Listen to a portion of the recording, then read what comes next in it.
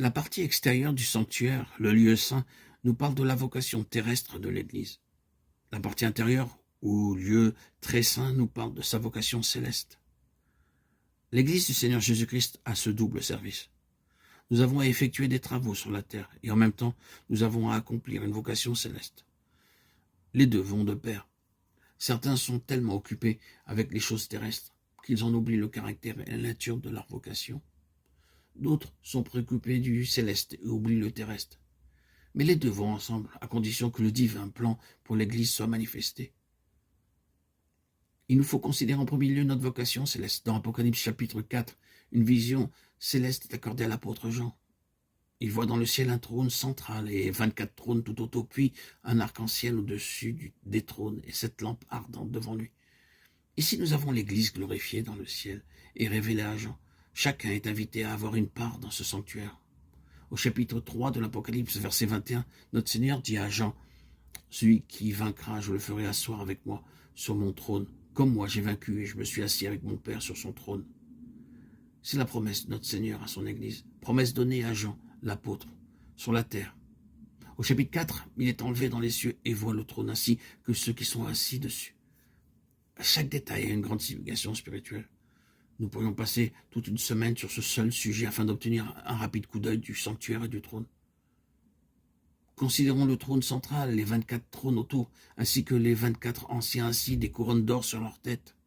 7 lampes de feu brûlent devant le trône, et les chérubins se tiennent debout tout autour et au-dessus de tout. L'arc-en-ciel, symbole de l'alliance de Dieu. Dans la Genèse, nous lisons qu'après le déluge, Noé vit un arc-en-ciel. Dieu établit une alliance avec Noé. Il ne devait plus craindre le déluge sur la terre. Genèse 9, 13. L'arc-en-ciel était un symbole confirmant l'alliance que Dieu avait contractée avec lui. Comme vous le savez, il y a 7 couleurs dans l'arc-en-ciel. Violet, indigo, bleu, vert, jaune, orange, rouge. Dieu a conclu cette alliance avec l'humanité. La première avec Adam, bien qu'Adam ait failli et désobéi à Dieu. Dieu a cependant conclu une alliance avec lui, promettant que le Sauveur sortirait de la postérité de la femme. Genèse 3, verset 15.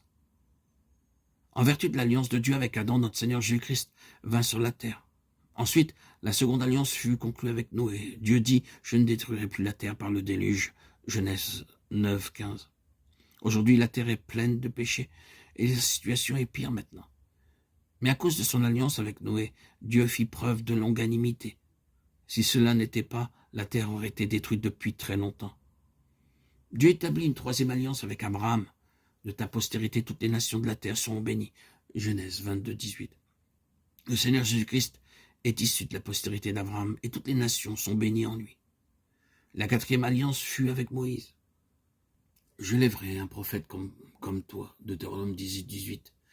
Et Jésus-Christ vint, fidèle sur toute sa nation. Hébreux 3, 1, 2. Cinquièmement, il fait alliance avec David concernant le trône, afin d'établir son alliance éternelle avec lui et sa postérité. Psaume 89, 3, 4, 28, 29, 33, 35.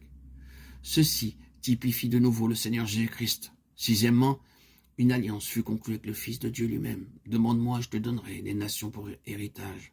Psaume 2, 7, 8. Septièmement, il a fait alliance, une meilleure alliance avec chaque croyant. Je mettrai mes lois dans leur esprit, dans leur cœur. Je les écrirai aussi, et leurs péchés, je ne m'en souviendrai plus. Hébreux 8, 6, 10, 12. C'est à cause de ces 7 alliances que nous acquérons le droit de partager son trône. C'est à cause de l'alliance de Dieu et de sa promesse que nous serons élevés. Le diable peut protester et vous dire, « Oh, homme stupide, comment peux-tu devenir si grand? Comment Dieu peut-il te donner une haute position ?» L'arc-en-ciel donne la réponse. Nous parviendrons à la royauté en vertu de l'alliance d'amour gardée par Dieu.